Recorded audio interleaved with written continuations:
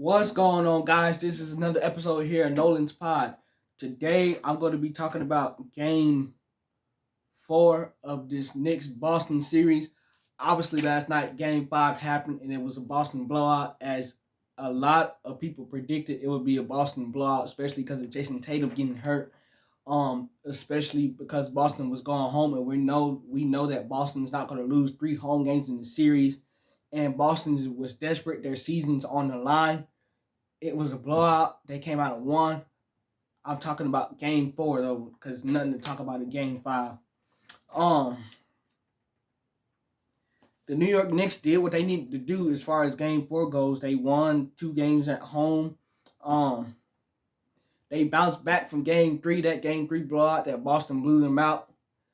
They bounced back from that and they won this Game 4. What I would tell you guys is Boston had that blowout, that Game 5 blowout win last night.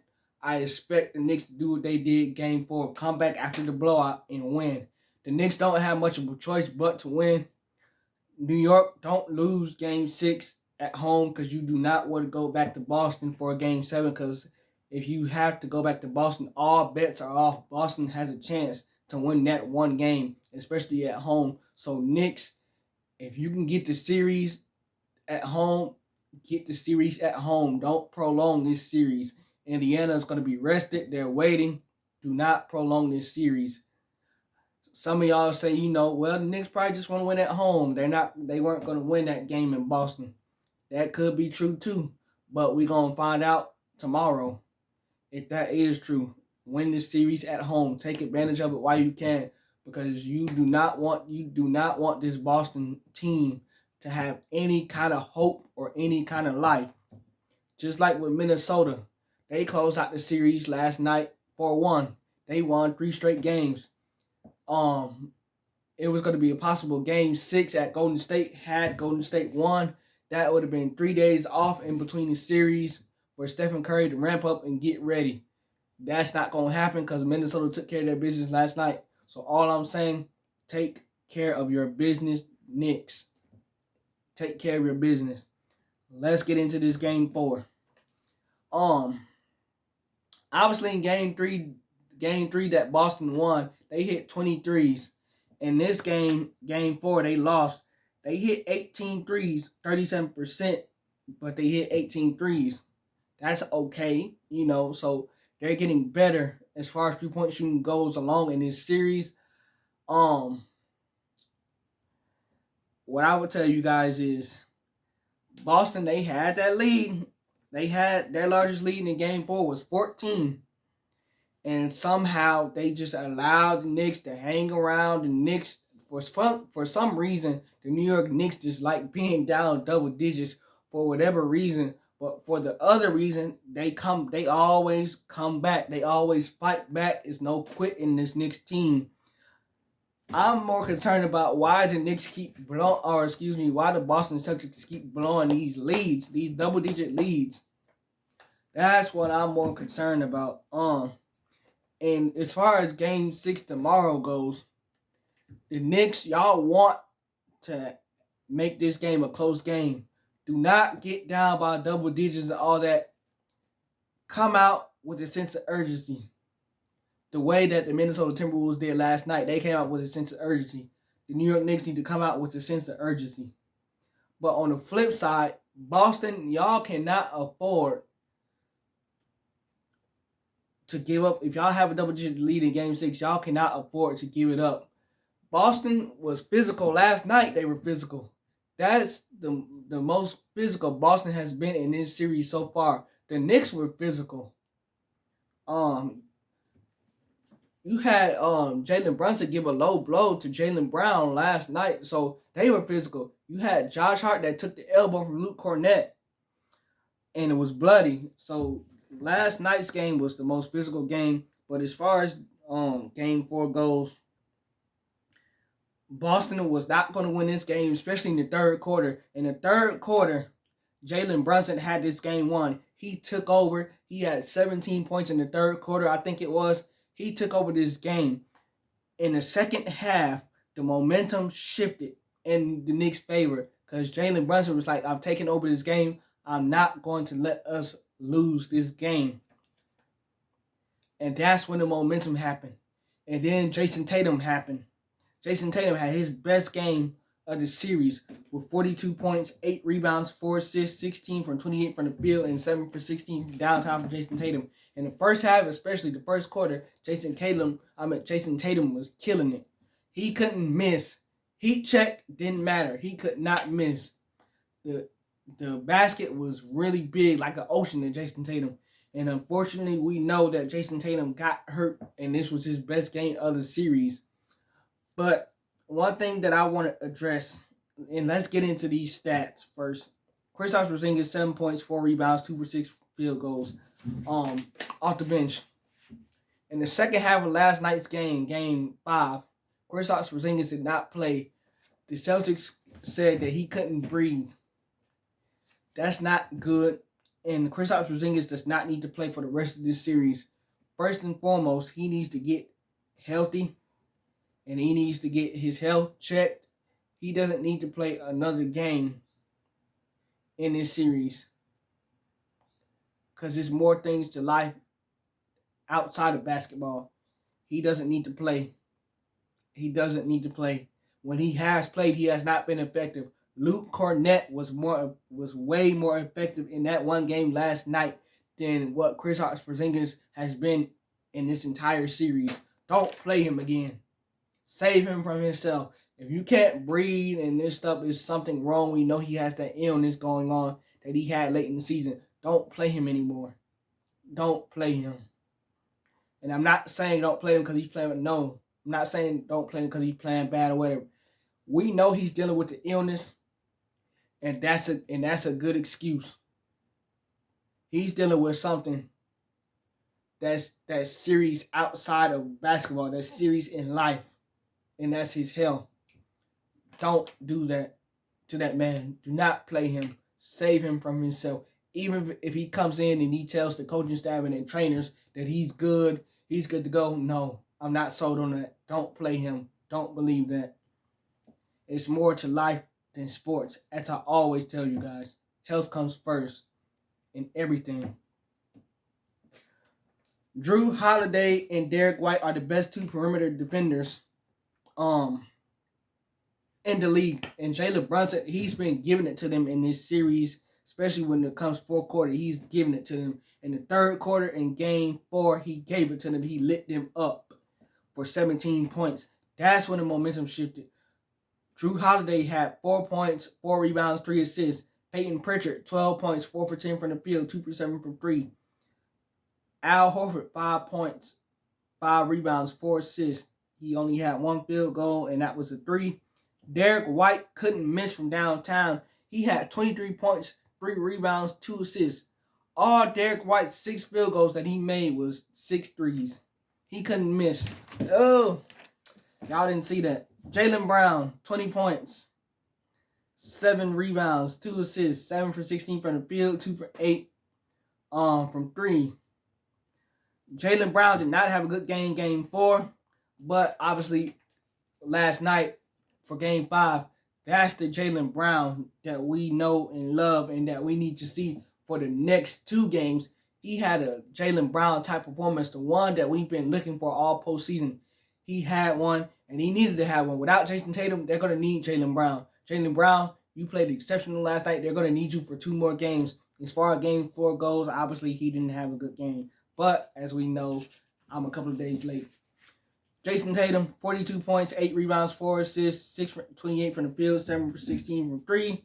Mitchell Robinson, again for the Knicks, off the bench. 4 rebounds, 8 points, 2 for 2 from the field. Mitchell Robinson comes in playing defense, rebounding. He gives you the block shots. Deuce McBride off the bench, 6 points on 2 threes. Josh Hart, 6 points, 9 rebounds, 5 assists, 2 for 7 from the field, 1 for 3 from 3 for Josh Hart. OG Anunoby, 20 points, 3 rebounds, 2 assists, 8 for 14 from the field, 4 for 8 from downtown for OG. Mikal Bridges, 23 points, 7 rebounds, 3 assists, 11 for 21 from the field, 1 for 6 from downtown. Cat, 23 points, 11 rebounds, 1 assist, 11 for 15 from the field. Jalen Brunson had not had a good game in this series.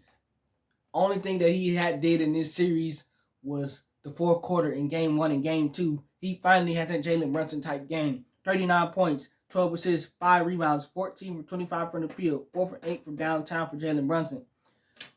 The Knicks did not win last night because when OG, Anunoby, and Mikal Bridges, when they have a good game, the Knicks are going to win. They had a good game in that game 4. The Knicks won. The other reason why the Knicks didn't win, Karl-Anthony Towns. He was in foul trouble. We know that Cat gets in foul trouble a lot. Last night, he was in foul trouble. So that hindered him a lot. Also, Cat was out there. He's doing something that he has not done in this series that much at all. If that, he was out there settling for them jump shots. He fell in love with those jump shots again. In this series, Cat has not taken really hardly to no threes. He's probably taken only like 6 threes in probably the first 4 games that this series was played. Last night, he was just launching him up, not trying to attack the basket. And then, as I mentioned, the foul trouble. When OG and Mikal Bridges are efficient and they're having a great game and they're getting after it defensively, this Knicks team is hard to beat. When Karl-Anthony Towns is efficient and he's attacking the basket, then letting that jump shot come to him, they are hard to beat. When Josh Hart is filling up the stat sheet with the points, the rebounds, and the assists, this team is hard to beat. And obviously, when Jalen Brunson, when he's doing his thing, this team is hard to beat. Last night, the Knicks just didn't match the energy of the Boston Celtics. They just didn't. But as far as Game 4 goes, they shot 54% from the field. They made 12 3-pointers. They out-rebounded Boston 43-31. They out-assisted Boston 25-15. Boston had 8 steals to the Knicks 5. Each team had 2 block shots. Each team had 12 turnovers. Each team had 8 fast break points. And the Knicks had 64 points in the paint to Boston's 32. Largest lead in this game for Boston was 14. When the Knicks went on that third quarter run, in the fourth quarter they had the momentum. In that second half, the largest lead for the Knicks ended up being a dozen, which is 12. When Jason Tatum got hurt, we're going to address something right now about Game 4. When Jason Tatum got hurt, it was like with 2:59 to go, OG Anunoby gets that dunk. It's a 9-point game. For the media to sit up here and try to act like we all watched the same game in Game 4. We all watched the same game. For the media to try to sit up here and act like, oh, had Jason Tatum not gotten hurt, the Knicks, or had Jason Tatum not gotten hurt, Boston probably wins this game. They come back and they win this game. The game is still a close game. Keep in mind, we all watched the same game. Jalen Brunson happened in the third quarter. He had 17 points in the third quarter. He took over the third quarter. When OG Anunoby got that dunk, when Jason Tatum got hurt and tore his Achilles, it was a 9-point lead with like 2:59 to go in the game. The Knicks had a 9-point lead. The Knicks had all the momentum. Boston was struggling to find anything. The things that made Boston successful in the first half, the Knicks went back in at halftime and they corrected their mistakes at halftime. And they played that zone defense, and Boston was not comfortable. The only guys that were comfortable were Derek White in the first quarter when he hit like 4 threes. And the only guy that was comfortable was Jason Tatum because he had his best game in the series with 42, 8, and 4 on 7 threes. Those were the only 2 guys that were comfortable. Everybody else was not comfortable for Boston because the Knicks defense. So to sit up here and say, if you're the media, we watched the same doggone game. For y'all to say that, oh, Boston had a chance to come and win this game. They were down by 9 when Jason Tatum got hurt. Keep in mind, they're going to lose this game if Jason Tatum finishes the game out. They're still going to lose this game. Keep in mind, even if Jason Tatum does not get hurt in this game, Boston is still down 3-1. Fast forward to Game 5. They have Jason Tatum. They're probably going to win this. They probably will win that game with Jason Tatum just because they're desperate. Obviously, they won it without him. Game 6, back at Madison Square Garden. No Jason Tatum because he tore his Achilles out. Let's see what happens. But what got on my nerves is for the media to sit up here and say, "Oh, the Knicks were going to possibly lose Game 4 because had Jason Tatum not got hurt." No, the Knicks were going to win this game because all the momentum had shifted in the Knicks' favor because Jalen Brunson got going in the third quarter. But y'all have all said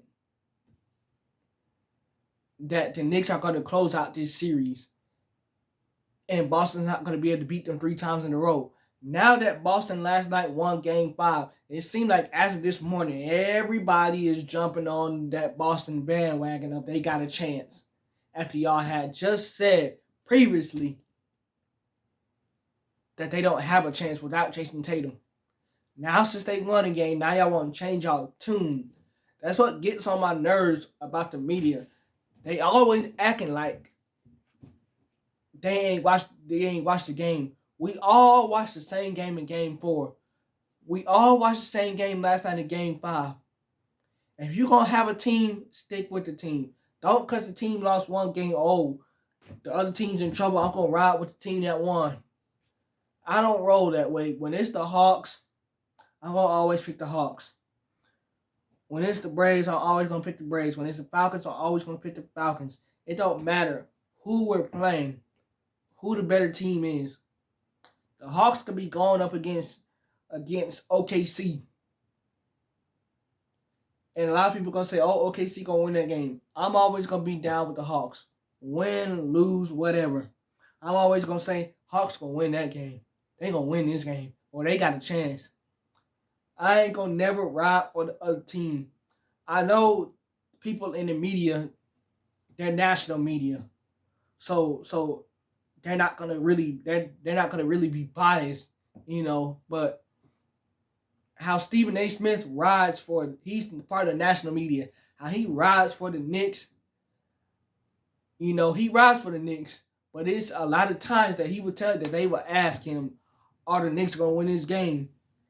And he'd be like, no. Yesterday he said he expect Boston to win that game. If you are a fan of your team, and this is where you are from, I don't give a crap where you from. If my team does not have a chance to win, I'm still going to pick my team. He said that Boston was going to win because the closeout game or because their season's on the line. I get that. I'm still rolling with the Knicks. I'm not changing my tone. No, hell no. Hell no. I'm rolling with the Knicks.